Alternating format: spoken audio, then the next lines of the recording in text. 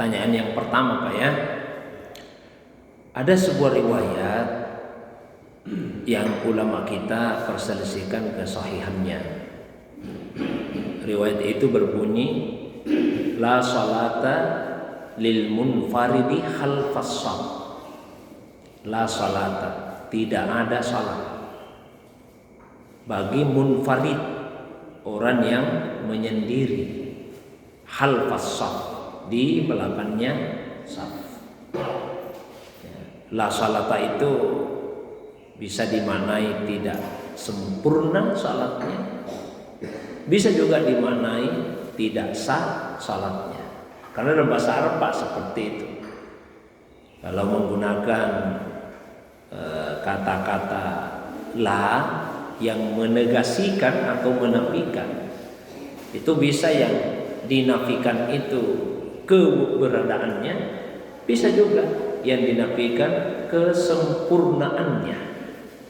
Saya kira bahasa Indonesia juga begitu Pak. Kalau misalnya dikatakan tidak ada laki-laki, bisa maknanya betul-betul tidak ada laki-laki. Tapi bisa juga maksudnya tidak sempurna kelaki-lakiannya.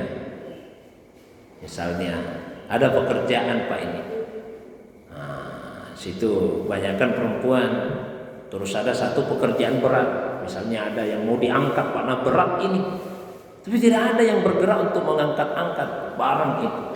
Maka ada perempuan yang kemudian berkata, tidak ada laki-laki di sini. Ada sebetulnya, tapi maksudnya tidak sempurna kelaki-lakian kalian ini. Masa tidak diangkat-angkat ini barang? Atau sebaliknya, ada yang mau dimasak yang berkaitan dengan makanan, nah tidak bergerak ibu-ibu ini misalnya. Terus dikatakan tidak ada perempuan di sini. Ada sebetulnya, tapi seakan-akan tidak sempurna keperempuanannya itu. Itu bahasa Indonesia, bahasa Arab juga begitu. Makanya kalau baca hadis-hadis yang mengatakan tidak, itu maknanya tidak harus tidak ada, bisa tidak sempurna. Namanya kan hadis-hadis Pak begitu. Tidak beriman seseorang sampai dia mencintai saudaranya sebagaimana dia mencintai dirinya. Apa kita sudah bisa begitu? Mungkin belum bisa Pak, kita masih mencintai diri kita melebihi yang lain. Tapi apakah itu artinya kita tidak beriman? Ya beriman, hanya tidak sempurna keimanan kita. Ya, Nabi menyatakan bahwa tidak beriman salah seorang di antara kalian sampai saya lebih dia cintai daripada orang tuanya, anaknya, dan manusia secara keseluruhan. Rasa-rasanya kita belum seperti itu Pak. Tapi apakah itu artinya kita tidak beriman sama sekali? Ya maknanya di situ tidak sempurna keimanan. Nah kembali ke hadis tadi, la sholata, tidak ada salat.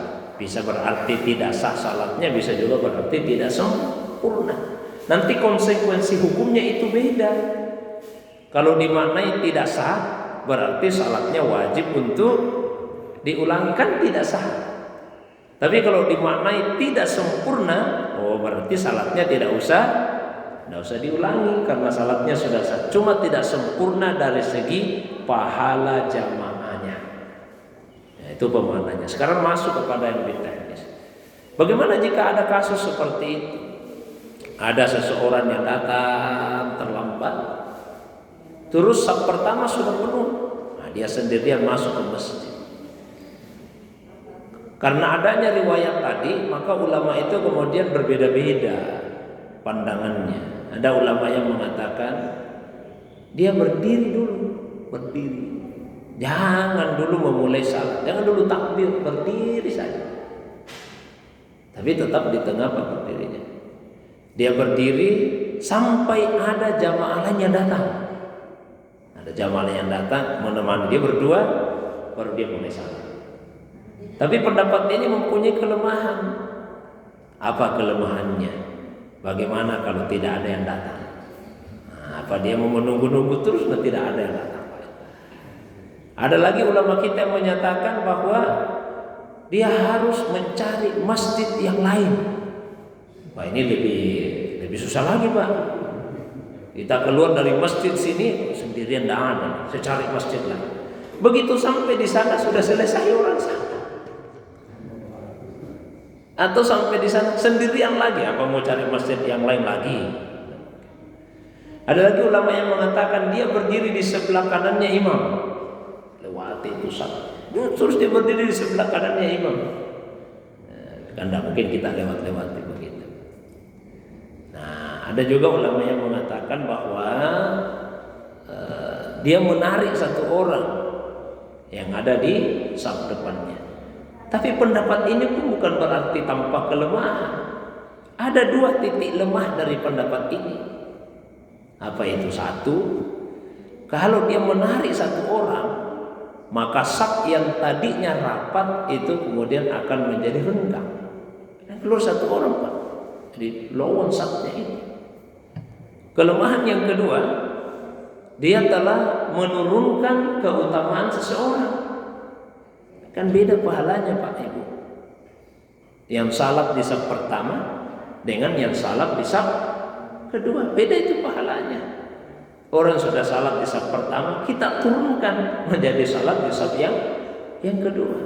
Kalau kata Nabi, seandainya orang tahu besarnya pahala ketika berada di saf yang pertama, terpaksa diundi untuk menentukan siapa yang di saf pertama. Kenapa diundi? Bukan bersamaan semua datang, semua mau di saf pertama. Akhirnya diundi, Pak itu. Jadi itu titik lemah dari pendapat tadi. Satu, ya, dia sudah membuat saf jadi longgar ya di saf terdepan. Yang kedua, menurunkan kemuliaan seseorang. Nah, sehingga saya pribadi mengikuti pandangan ulama. Tidak apa-apa, salat sendirian saja. Yang dilarang itu kalau sebetulnya masih bisa masuk ke saf yang pertama itu, dia masih bisa masuk. Cuma dia tidak mau rapat-rapat. Ambil deh pada rapat-rapat begitu biar bisa sendiri di belakang lapang ini. Itu yang dilarang. Tapi kalau misalnya safnya sudah penuh, kita tidak bisa masuk sama sekali. Biar satu kaki saja tidak bisa masuk. Allah SWT memerintahkan fattaqullaha mastata'tum. Bertakwalah kepada Allah sesuai dengan kesanggupan kalian. Bikin saja saf, meskipun sendirian berdiri, tapi safnya tetap di tengah. Wassitu imamakum, posisikan imam itu di tengah-tengah kalian. Itu Pak yang pertama. Kemudian yang kedua Pak ya, jadi seperti yang saya sampaikan tadi, ini sahabat yang cerita, karena Nabi itu menjadi makmum hanya pada 2-3 kali saja, Pak. Selebihnya kan beliau jadi imam. Jarang sekali beliau jadi makmum. Pernah jadi makmum itu ketika beliau sakit, misalnya menjalani akhir hidup. Pernah juga beliau jadi makmum ketika misalnya dalam satu perjalanan, kemudian beliau tiba-tiba ingin tunaikan hajat, sahabat lanjutkan perjalanan, Nabi hanya bersama satu sahabat yang lain, Abu Musa al-Asy'ari. Nah, akhirnya sahabat yang terdepan itu melaksanakan salat, Nabi menyusul, mendapati mereka salat, Nabi ikut jadi makmum. Pernah juga suatu waktu Rasulullah SAW menyelesaikan satu perselisihan, katakanlah di perkampungan sebelah. Agak lambat Nabi kembali ke kota Madinah.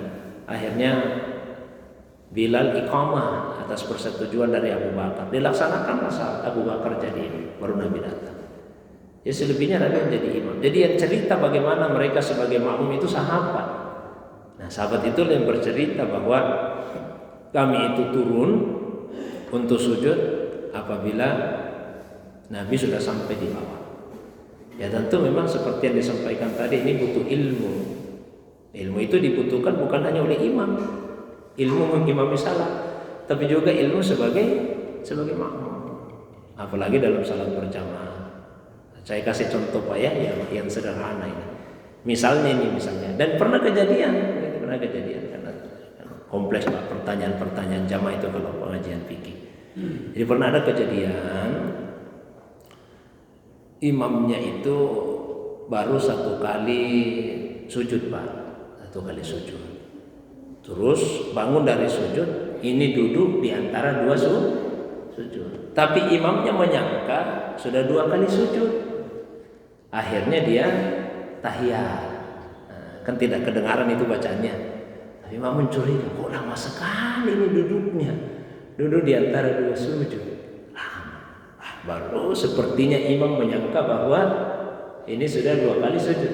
Ini Anda makmumlah ucapkan subhanallah. Maksudnya itu supaya imam sujud, ya kan?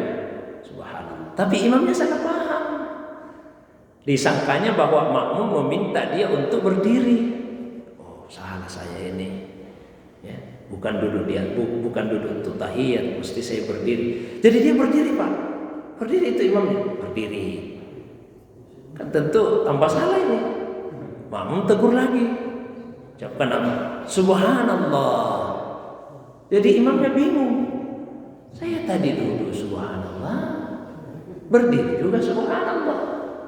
Apa yang mau dilakukan ini, Pak? Apa yang mau dilakukan? Jadi itu sebetulnya kira-kira kalau terjadi seperti itu, apalagi yang mau dilakukan oleh makmum ini? Apa mau kan mengatakan subhanallah terus, kan bingung, kebingungan nanti imamnya. Tuh dia katakan, sujud Pak Imam, sujud. Mungkin juga. Jadi yang bisa dilakukan itu menurut para ulama ada 2. 1, makmum bisa membaca ayat Al-Quran yang di dalamnya ada perintah sujud. Kan tidak boleh pakai bahasa Indonesia, Pak. Sujud Pak Imam, tidak boleh kan begitu. Jadi dia baca ayat Al-Quran. Kau baca ayat Al-Quran dalam salat kan tidak membatalkan salat. Yang isinya perintah untuk sujud. Nah, misalnya makmumnya membaca wasjud waqtarib. Ya, wasjud waqtarib. Oh, saya disuruh sujud ini. Masalahnya lagi, kalau imam tidak tahu artinya, Pak. Dibacakan ayat ada perintah sujud, tapi imamnya tidak tahu. Kenapa ini makmum dibelahkan baca ayat Qurannya? Apa yang dibaca? Nah, ada yang lebih bagus lagi, yang kedua. Makmum itu memberitahu imam dengan cara membaca doa sujud. Baca doa sujud. Jadi makmumnya baca saya subhana rabbiyal a'la. Subhana rabbiyal a'la bihamdi. Nah, imamnya kan tentu Pak. Oh, doa sujud ini baca, berarti mestinya saya sujud. Jadi ini menunjukkan Pak, tuh tadi mesti ada ilmu. Bukan hanya pada imam tapi juga pada itulah pentingnya kita mengikuti pengajian. Ya, pengajian. Kalau dalam konteks ini ya tentu pengajian fikih, karena ajaran agama ini kan 3 bagian. Ada tentang keislaman, keimanan, ihsan. Masing-masing ada ilmunya. Masalah keislaman dibahas dalam ilmu fikih, pelajari ilmu fikih. Keimanan dibahas dalam ilmu tauhid, pelajari ilmu tauhid. Ya, masalah ihsan dibahas dalam ilmu tasawuf, pelajari gitu. Yang kita mengatakan tidak cukup waktu ustaz untuk belajar itu. Kita bisa meluangkan waktu untuk melakukan sekian banyak aktivitas dunia, tapi untuk aktivitas akhirat kita tidak bisa meluangkan waktu untuk itu. Luangkan waktu Pak Ibu untuk kita mempelajari agama.